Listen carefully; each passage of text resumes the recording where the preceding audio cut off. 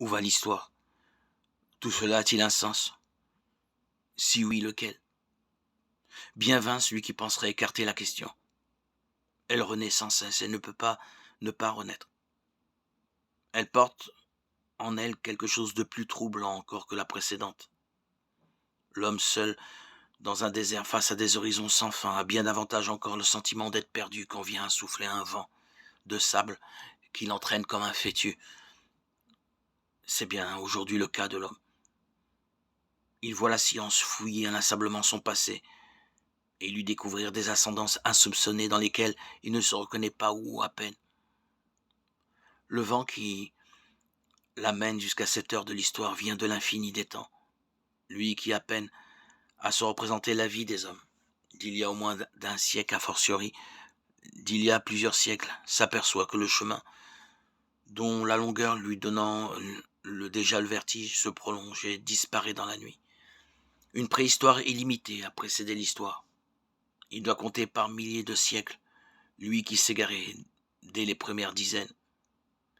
Mais s'il y réfléchit, le mystère était déjà à sa porte.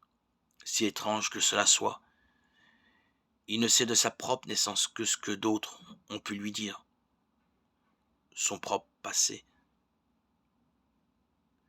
Mais sa propre origine lui échappe.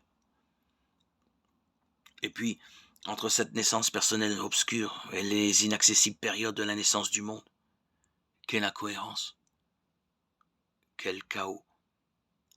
Les bouleversements cosmiques enregistrés par les savants sont peu de choses auprès des bouleversements humains. De véritables mondes ensevelis se révèlent soudain aux archéologues. On cherche en vain la trace de civilisations entières disparues. Ici, là, pendant des siècles, des hommes ont vécu, ont aimé, se sont organisés, ont pensé, et le flot a emporté jusqu'à leur mémoire. Une vague, de loin en loin, rejette sur la grève une épave. Qu'est-ce que l'homme au milieu de tout cela? Sa vie a-t-elle un sens?